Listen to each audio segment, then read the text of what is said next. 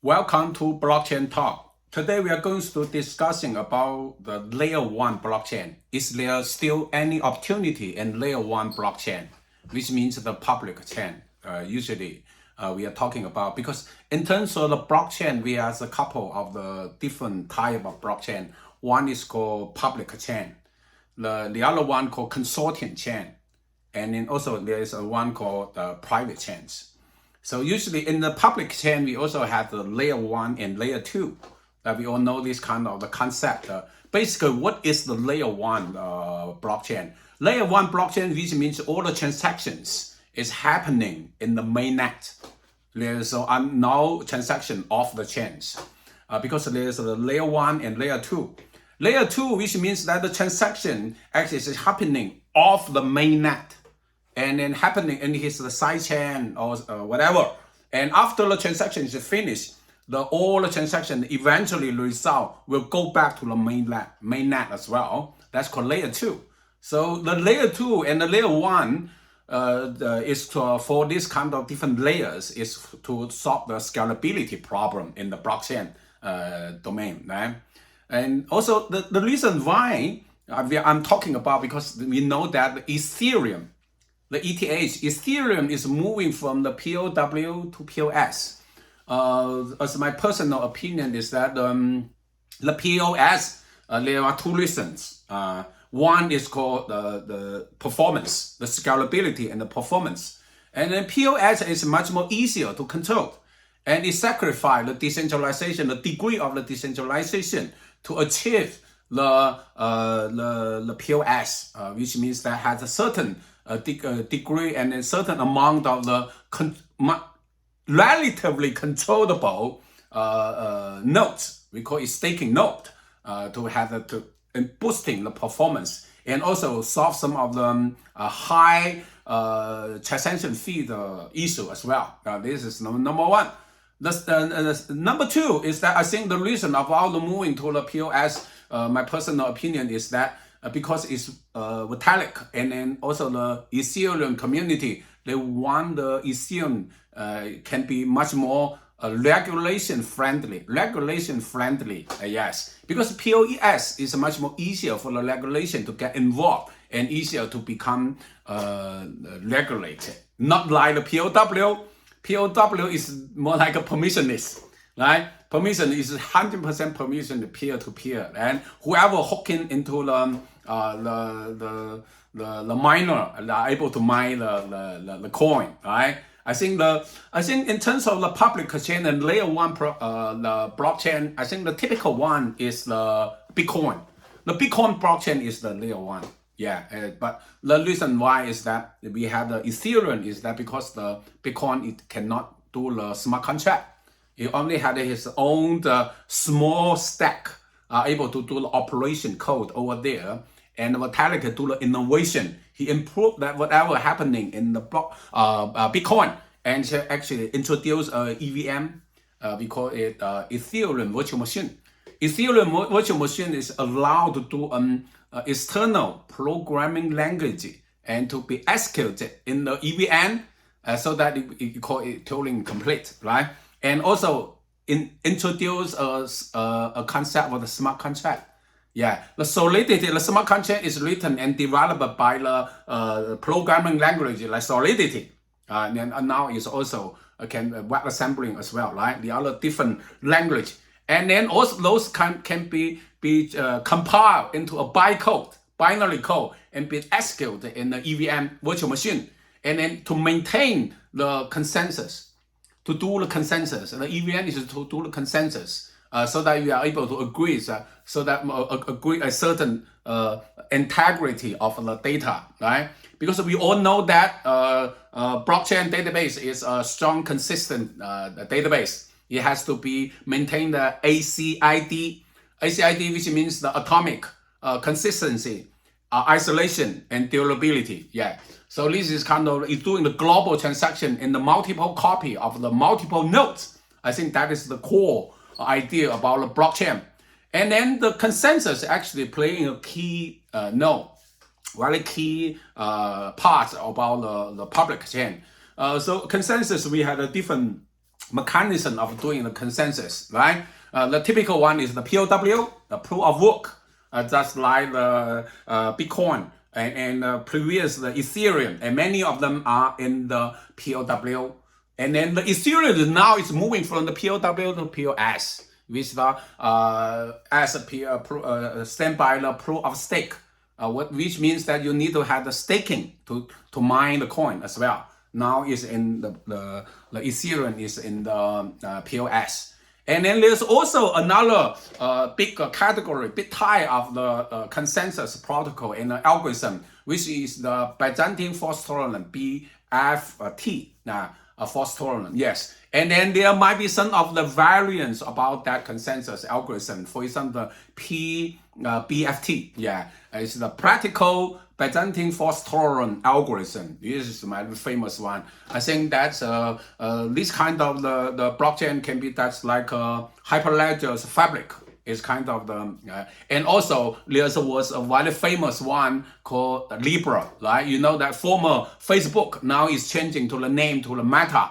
The Facebook was actually was acquired a small company is doing this kind of called blockchain called Libra, and then they all even developed their own programming language to do the smart contract. It's called MOVE, M-O-V-E language to do the smart contract. The reason why today I bring this kind of topic is because recently I heard about a couple of our friends coming to me saying that, oh, Wenyan, we got a chance about a couple of them, two actually public chain. Actually, it's the former Libra employee, and they coming to the startup and then doing the public chain, the Layer 1 blockchain. I think one is called SUI or SUI. The other one called APTOS, right? APTOS. The reason why is that I know the Libra very well, and I even done the compiling from the source code level there. So that's why the reason why is that I think there's a still opportunity for the public chain and even the Layer 1 blockchain is that because I think the Libra architecture and the technology of the Libra is very good. So the reason why is that because recently ETH, we know that the number one public chain is the Bitcoin. The number two, I think definitely will be the Ethereum. The number three can be some other folk or the variants about the Ethereum as well. Like I don't tell the what is the it's not clear who is the number three, right? Okay. The reason why is that because the number two now Ethereum is moving from the POW to POS. It's really there's so many things is so unpredictable happening. I think might be happening. I don't believe that the POS is going well that much. Anything can happen in the future, right? So we still need a more relatively decentralized. So there might be, don't get me wrong, the POS is the POS. Well, technically is leading the Ethereum, the community is very well because he wants to build a healthy and community about there. So moving to POS is I think is the community driven as well. The reason why he always has a reason of doing that. So by switching the position about the Ethereum from the POW to POS, which will leave a room for some of the opportunities for the public chain. So there will be some room in the Layer 1 in this area. There must be some certain consensus because the Layer 1 is all about consensus algorithm, all about the consensus mechanism, right? It only because we know that the blockchain is that you need to change the protocol. Right, the protocol we call it consensus protocol, right? And that is area so that you are able to make a new Layer 1. Only because unless you are a fork or a copycat of the mother chain, right? That's different story, right? Okay, so basically is that you're changing the consensus, which means that you have the room to do the consensus algorithm over there. So there must be something. There must be some space between POW and currently POS. Exactly. For example, even the same architecture and the technology like the Ethereum.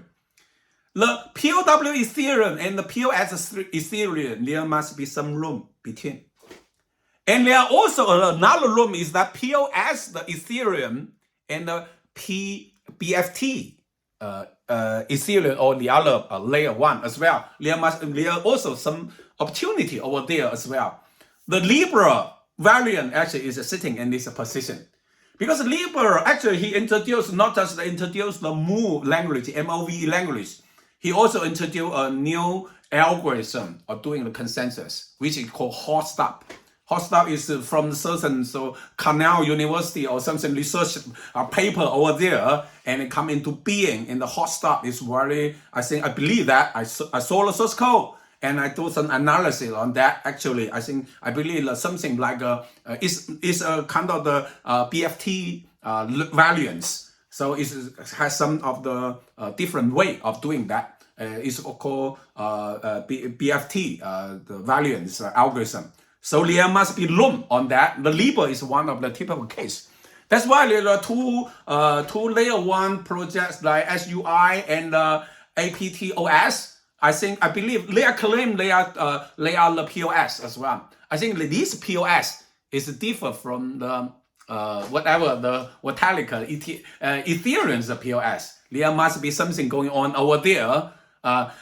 We believe that Libra at the very beginning, the Mark Zuckerberg is one to try to do the public chain as well, right? But it's saying that we are a consortium chain, right? It call it permission chain, right? Invite only permission chains. It has about 100 big company, big names over there, and do a more like a governance things, right? But it's not running as a DAO fashion. It's running by the Mark Zuckerberg. It's a centralized running the entity over there. That's why there's kind of dilemma for the Mark Zuckerberg. Because at the time, he tried very hard to get deregulated. The reason why I think there's so many stories going on over there, but eventually Libra become a DIEM, DIEM or something, yeah. And later on it changing to Navy payment something, and then now it's fading out. It's a kind of the total failure of a project. But the legacy of the Libra, now it become the SUI and POS. I believe these two kind of the layer 1 blockchain has opportunity as well, right? That's the reason. I think it must have already get some investment. So I think the investment, it can be get directly to the from the community. But now might not be the ICO faction anymore. There's two ways. One way is that they get directly from the token fund community, right? There's some of the token fund actually can get invested. And also the traditional way of the investment banking, right? The private equity, this kind of investment, and then by the fiat, they are able to invest this kind of layer 1 project as well. I believe that there were opportunity over there so that we are able to introduce, and then we will see the more actually public chain come into being. And then because now I think the Ethereum, before it was Ethereum dominant the middle, right? There's a one called Bitcoin. There are another one called like a Fabric. In the middle, there are so many about the Ethereum variants, and then some of the get some room for the Solana, Polygon, Matic, and then the many of the flow. This is kind of the other kinds of the actually opportunity. But now the SUI and the POS come into being, and there are still many of the opportunity for the public chain. I really believe that because even so now. I think so. Ethereum is relatively become a little bit weak after the change from the POW to POS. So there are opportunity over there. To be honestly, there are so many room actually for innovations. I always believe that even in the layer 1, there are so many opportunity. The reason why it is important is because Layer 1 actually is the foundation about all the future digital economies. So we can see that without the Layer 1, if you want to go back to just like central control the nodes, like some of the countries, they have this one note of the digital currency, right? That's not good, right? They only have one single node. It's all centralized. It's running by the RDBMS database. I don't think that is the future. But there might be something that's going on. There might be some involvement, right? There might over there. They're always happening. But for me, the public chain, the layer 1 chain, is the foundation of the future digital economies, because it's not just actually hosting the cryptocurrency. It also hosting more like the apps. And the future Web3, we call it Web3, right? Very hot topic, the Web3. Web3 is all running by the smart contract. The smart contract has to be executed in a certain the virtual machine. The virtual machine actually has to have a certain innovated and a very safety, secure, and then a high performance virtual machine, which actually has a kind of the consensus algorithm over there. That's all the room. And then for the layer 1 public chain, right? Without layer 1 public chain, without the layer 1 public chain, we don't even know what's in the future. Actually, the Web3 application will stand on top. Where is the metaverse going to stand on top? So because the reason why I don't believe the now Meta actually doing approach about the metaverse is not because of the kind of the VR headset or goggle things, right? It's not about the virtual realities, right? Virtual reality is only the one of the sector about the future metaverse or maybe future Web3 applications. There are also the mobile internet technology and also the virtual world technology and also essentially blockchain technology. I believe that decentralized fashion is the future as well. It's driving the Web3 and the metaverse economy. So we call it creators economies, right? So I believe that that's the reason why I believe that there are so many opportunities in the room for the layer 1 public blockchain. Okay, so thank you everyone. Please subscribe me in the YouTube. Yeah, so click the subscription and then has the bell. Actually, I'll bring up all the my knowledge and then some of the news. I provide analysis about what is going on and what's happening in the blockchain area and metaverse and the Web3 as well. So I'll provide some of my ideas and what I'm thinking about and share with my friends and contribute to the community. Thank you. Subscribe me and BlockchainTalk.